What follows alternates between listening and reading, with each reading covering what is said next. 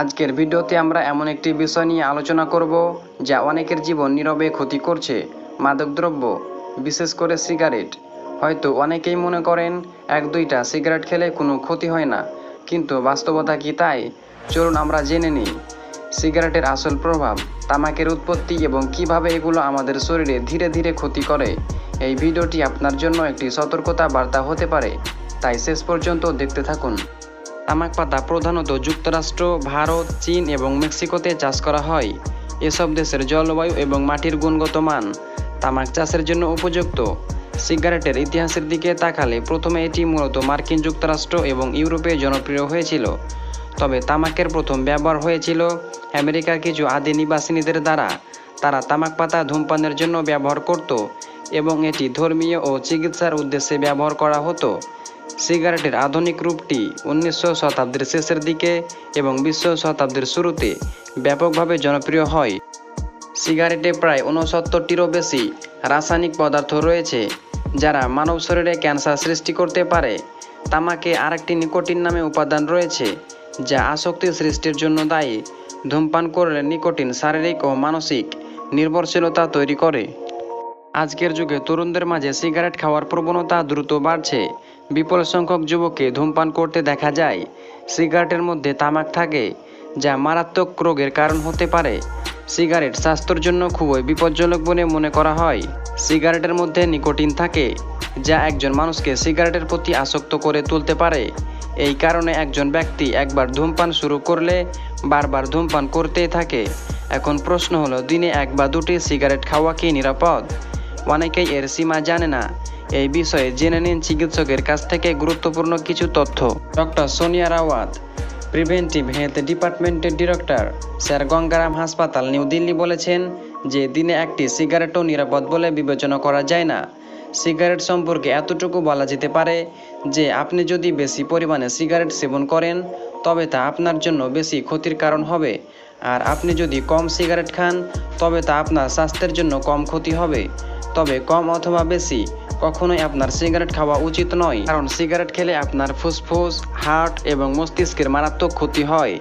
ধূমপানের কারণে ফুসফুসের রোগ, heart attack, brain stroke, cancer, diabetes এবং শ্বাসকষ্ট হতে পারে। এই কারণে সিগারেট থেকে যতটা দূরে থাকা যায় ততটাই ভালো। সিগারেট ধূমপান শরীরের কোনো উপকার করে না।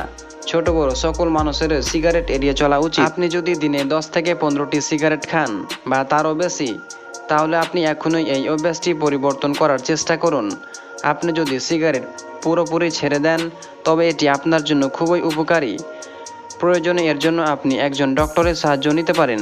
ধূমপান পুরুষের প্রজনন ক্ষমতা কমিয়ে দেয়, কারণ ধূমপানের ফলে পুরুষের শুক্রাণু দিন দিন কমতে থাকে এবং শুক্রাণুর গুণগত মান খারাপ করে দেয়। নারীদের ক্ষেত্রে ধূমপান নারীদের গর্ভধারণের ক্ষমতা কমিয়ে দেয় এবং গর্ভধারণের সময় অনেক ঝুঁকি বাড়িয়ে দেয়। এটি গর্ভপাত, আগাম প্রস্রাব এবং নবজাতকের কম ওজনের ঝুঁকি বাড়ায়। মাদক না খাওয়ার কিছু গুরুত্বপূর্ণ কারণ। মাদক বিভিন্ন অঙ্গের উপর মারাত্মক প্রভাব ফেলে। এটি হৃৎপিণ্ড, ফুসফুস, যকৃৎ এবং মস্তিষ্কের কার্যক্রম ব্যাহত করে, যা স্থায়ী ক্ষতির কারণ হতে পারে। মানসিক সমস্যার সৃষ্টি। মাদকাসক্তি মানসিক স্বাস্থ্যের উপর গুরুতর প্রভাব ফেলতে পারে। উদ্বেগ, বিষণ্ণতা, মানসিক অস্থিরতা এবং কখনো কখনো মানসিক রোগের দিকেও ঠেলে দিতে পারে। সম্পর্কে দূরত্ব সৃষ্টি। মাদক গ্রহণের ফলে পরিবার, বন্ধুবান্ধব এবং সম্পর্কের এবং সমাজের সঙ্গে সম্পর্ক খারাপ হয়। এটা একঘেয়েমি এবং একাকিত্বের দিকে ঠেলে দেয়।